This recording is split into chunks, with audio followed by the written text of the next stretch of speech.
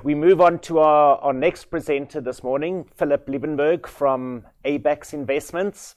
So we're changing asset class now, and we're going to move into fixed income, government bonds, enhanced cash type discussions. And of course, it's topical because we know that yields, specifically on South African bonds at the moment, are pretty high. They certainly offer a good yield compared to where cash money market is.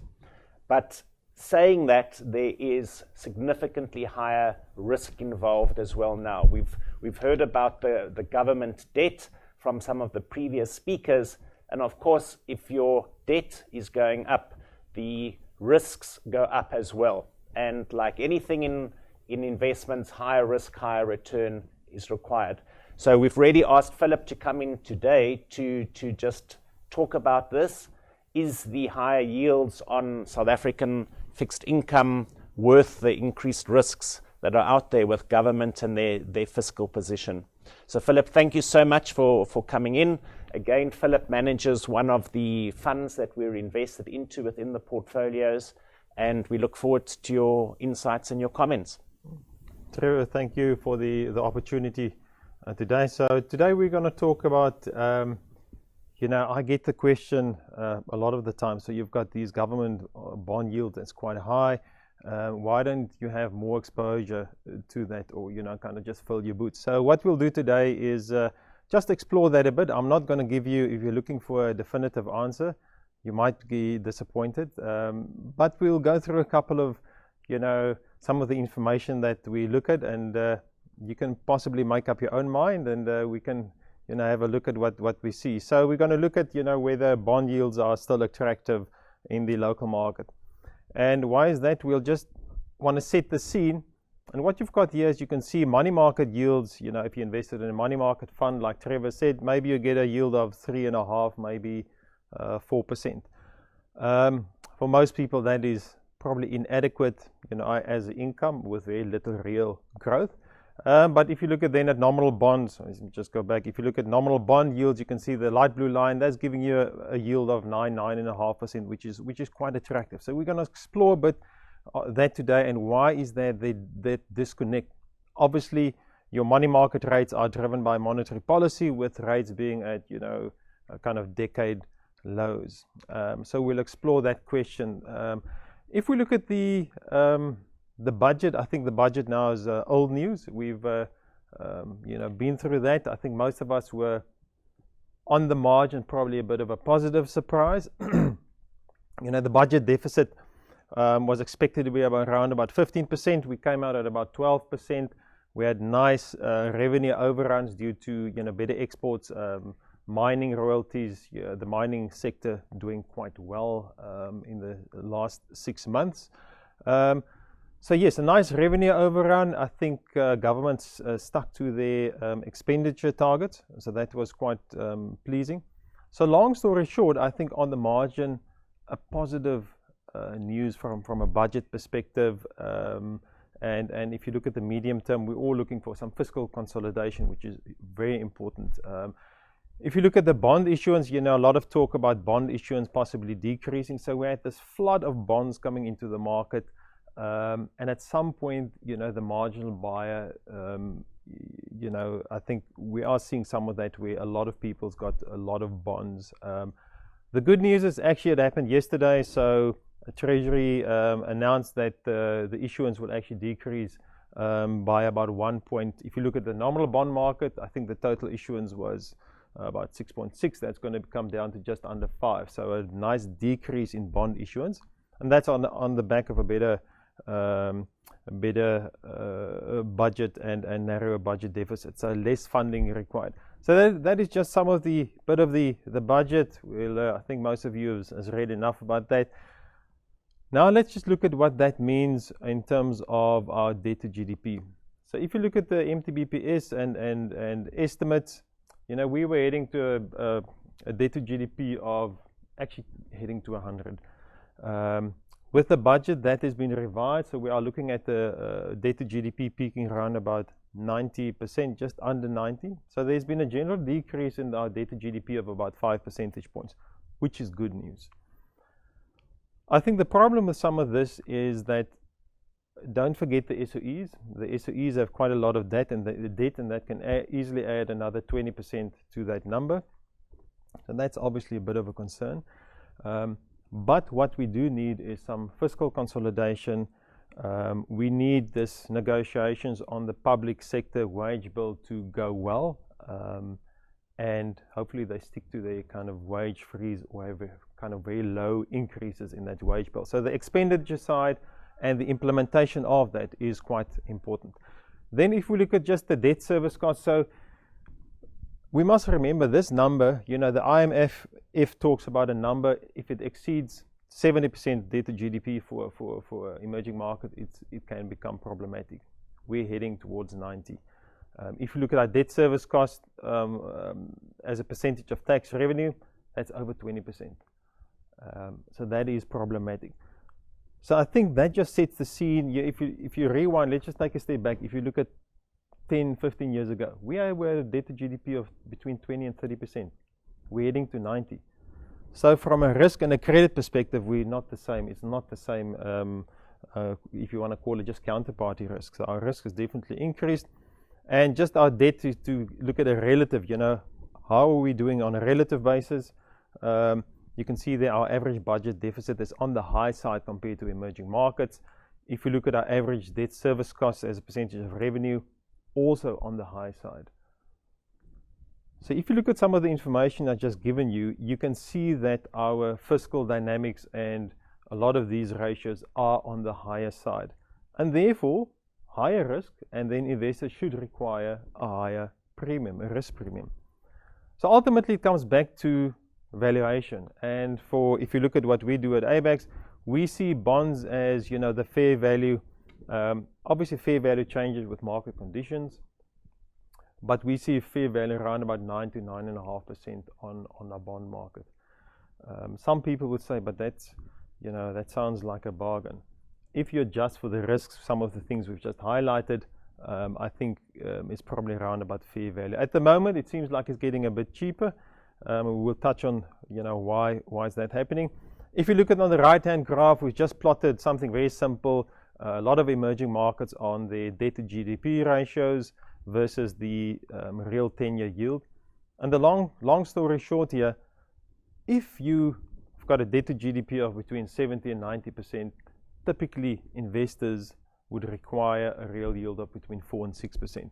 And we are in that vicinity with our bonds. So it just gives you a bit of perspective. But here's something else. We are not an island. We are, part of a global economy, and we're a small open economy. So cash flows, these massive fiscal stimulus, the global fiscal stimulus will affect us. And what we have seen, we've been a beneficiary. Firstly, I think good commodity prices, and secondly, this wave of global liquidity has actually benefited us. You look at the rand's been quite strong, but we have seen this reflation trade coming through, and the fear of inflation. You look at globally, and on the back of that, we've had rising US treasuries, or let's just say global bond yields. That obviously is a headwind for South African bonds. And if you look at the last month or so, the weakness, I think by and large, has been due to global real and nominal yields going higher. So that could be upset the apple cart a bit.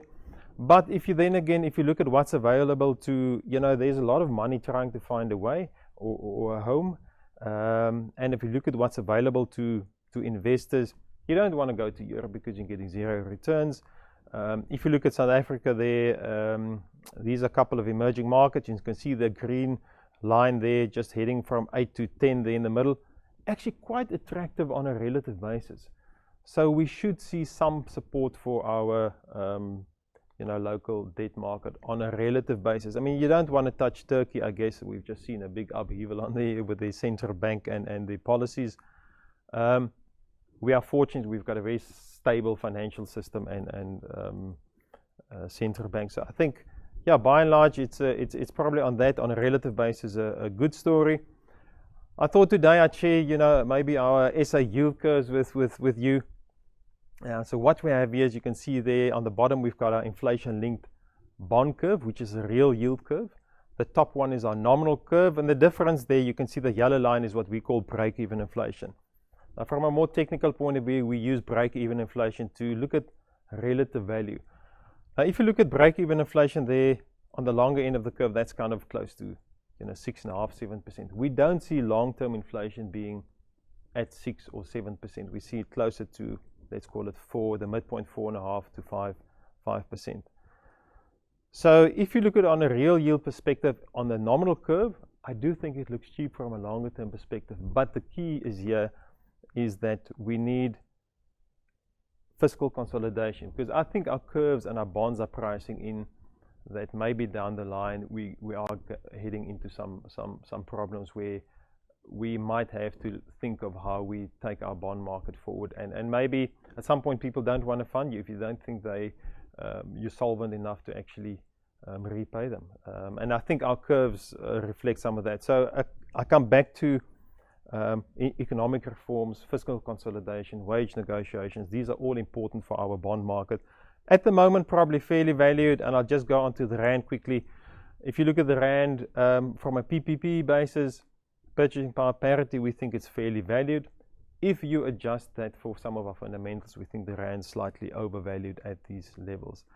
But as you can see there on the right-hand side, we've been a huge beneficiary of this global wash of liquidity. The rand is I think you can see it's a proxy for emerging markets, and we've done exceptionally well. Also on the back of good commodity prices.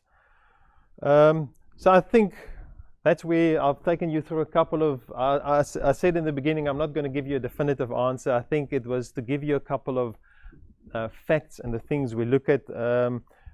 And so if you look at that graph we showed in the beginning, yes, our bond yields are high at 9.5%. Around about those levels, we think it's fairly valued. We will add some bonds, at higher levels. As a general statement, we are probably a bit more conservative on our bond allocation compared to the market average. We do think that's reflective of the risk that we've just spoken about. So for us, it's always about, it's about diversification and looking at opportunities of the different sectors in fixed income and see where are you ultimately are you being compensated for the risk that you're taking. At this point in time, even bond yields are high. We think on balance you are, but it's not time to fill your boots. I think we've got a tough couple of years ahead of us. And the last slide here is just to ultimately what we do like. So, we're kind of neutral on nominal bonds. What we do like is inflation-linked bonds. We've added quite a bit of inflation-linked bonds last year at real yields of 3.5 and 4. And I think it's important at this point in time that protecting the real value of capital for us is important. If you look at the US dollar and them printing money, dollar weakness, general currency weakness, having a bias towards real assets is quite important. And that's why we've included quite a bit of inflation-linked bonds, because that would protect you against unexpected inflation. I think the stars are also aligned globally. If we ever had the chance of higher inflation and higher unexpected inflation, I think the stars are aligned with that, with basically aggressive fiscal stimulus, QE, a guy getting a check in the mail, there's pent up, there's a lot of high savings rate, pent up demand once COVID kind of subsides. So I think stars are aligned for possibly high inflation, and I think central banks would like that because they have high levels of debt. And I think we should be prepared, if you're in the fixed income market, possibly to get used to earning negative real rates, where inflation possibly could run higher than your bond yields. And why can that happen? It's because central banks can do it. They can enforce yield curve control. And I think that is something we'll see from down the line from the ECB and possibly from the US, but we're not there yet, but their hand might be forced because of a number of factors. So Trevor, I think that's where I'll end. So diversification for us is key. There's no one silver bullet. At this point, we follow our diversified alpha approach, looking for opportunities across our income market. Philip, thank you. Just one or two quick questions. We've got a few minutes. We just saw the South African inflation figures came out, I think it was yesterday or the day before, and they were marginally lower, I think, than what the market was expecting, and around about 3%, 2.9, 3.3%. 2.9, yeah. Just what is your guys' view on South African inflation over the next 12, 24 months? And I guess that plays out again then into potential interest rate hikes or cuts or stability. I mean, how are you guys pricing in potential interest rate changes in South Africa at the moment? I think the one thing is we don't try and predict too much on what's going to happen, but if you look at the SARB model, I mean, they are seeing, we expect rates to actually stay flat. I don't think the window of cutting rates further and given where, global rates and monetary policy, I don't think that window is closed for further cuts. It's now a question of when we'll start hiking. If you look at what the market expects, we think the market is a bit, if you want to call it optimistic, but the market is anticipating anything between 75 basis points and 1% over the next year. We think that's too aggressive. I think the lower inflation is giving the SARB the opportunity to stay lower for longer. So I think that's where we are. The next move in rates will be up. I think, like I've mentioned, inflation gives them a bit of opportunity to kind of maybe postpone the next. But I guess you will see more hawkish tone from us, from the SARB in the next couple of meetings. But it won't be unexpected. And just to perhaps end off, and I mean, I know that you look at it as well, particularly in the flexible fund. Do you want to just give, again, very briefly, some comments on property? Also provides a pretty good yield, and just talk about listed property and yields versus fixed income and yields, and how are you guys positioned? Yeah, I'm not our resident expert, but we do have property exposure. I think our preference for property, so if you look at where we've come from, I think our property sector has been growing quite quickly. If you take a decade back, I think it got expensive, and we know how it kind of all unraveled, and quite a few investors would probably be quite nervous about property at this point in time. We actually, beginning of last year, increased our exposure slightly, a bit early. I mean, COVID wasn't expected, but then late last year in the third, fourth quarter, we added a bit to our property exposure, albeit from a low level. What we have done, and where we were quite clear at that point, we thought that we are being compensated for the risk, and that a lot of these companies were indiscriminately sold down, and I think it's because of liquidations. I mean, property sector is not the most liquid, so I think the chances of dislocations are bigger. So we added some exposure. I mean, our exposures are still low. We're still below 3% on most of our multi-asset funds. But, where some managers might have been higher, I think that you would have had less scope to add. Our preference has been for quality companies, good balance sheets. You look at certain companies that's more focused on logistics, that's done exceptionally well. So for us, it's low LTVs, strong balance sheets, quality. That's been our focus. So we've tried. We're not going to be, try and pick the company which we think is going to be double, but we are looking for sustainable growth, and it's going to be over the medium term. I think on the shorter term, you're going to see some more negative reversions and a bit more pain, but I think it always comes back to price, and I think it's reflective in the sector, if that gives a sense. So I think for us, it's at this point in time, given what we know, is probably fairly valid. We picked up some of our exposure at quite attractive levels. Won't add aggressively. I don't think it's a time to go for income fund to go at 5 or 6%. We're not there yet. Philip, thank you so much for coming in, giving us your insights. And yeah, I know it's an asset class that lots of people sometimes find a bit confusing, and I think you've helped highlight the key parts to it. So thank you very much. Excellent, Trevor. Thank you.